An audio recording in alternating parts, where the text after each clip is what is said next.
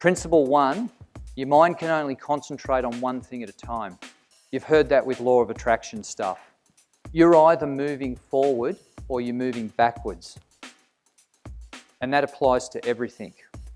Because there is no ability in the human makeup to go, time out, I just want to tread water for a moment and stand still.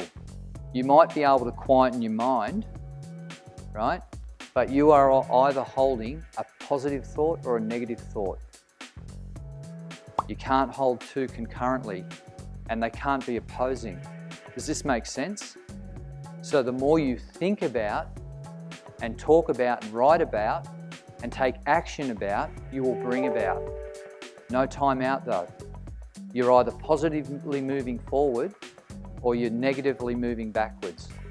I'm just going to break it down that simply. Principle number 2, what you say is not important. It's what you cause other people to think that's most important. Particularly if you want to influence people. All right? And I don't mean influence in the context of manipulation. I actually mean influence by making a positive impact on someone that inspires them to move in a direction that's mutually beneficial. Principle number 3, the subconscious mind is the source of all mental power. Right? 3 is important because it's habits and attitudes again. 4, the principle of the subconscious moves you to whatever the conscious mind is picturing. So that is really important. When people talk about vision boards and action boards and all that type of thing, if you guys aren't creating an environment that's positive and is really centered on the way in which you want to live and experience your ideal life in what I call 4 quadrants, taking a little page out of Robert Kiyosaki's book, you know, your ideal family life, your ideal work life, your ideal recreational life, how money's leveraged to work for you. If you don't have a clear picture around that and you're surrounded by that, then that's not what you're impressing upon your subconscious mind. So that's one of the key starting points as well. Self-image and performance are always equal. You can replace the self-image. In fact, if you don't, then there's always going to be a gap between where you are and the results that you want.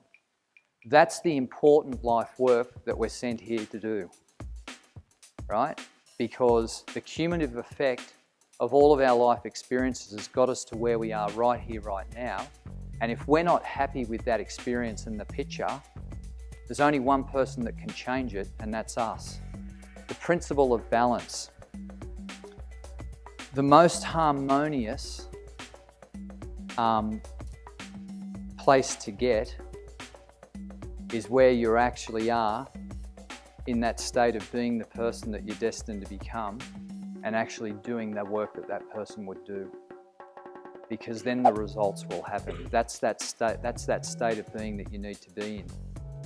Again, no point in perpetuating the state of being and then not doing the doing. So you've got to have that balanced state. Okay, and then self-image will change, habits and attitudes will develop, results will start to occur, and that will perpetuate that moving forward. The principle of reinforcement is that statement before, the one that I put up. The more that you think about this is the principle of reinforcement. To the extent that you do all of those things, one of the most important ones is actually writing. It's an art that we've all lost. All of us type everything. There's a relationship between picking up a pen and writing something and what's impressed upon the subconscious mind. The self-image cannot tell the difference between what actually happens and is vividly imagined. That make sense? It's almost like we can, if we focus on it, we can will it into reality through action.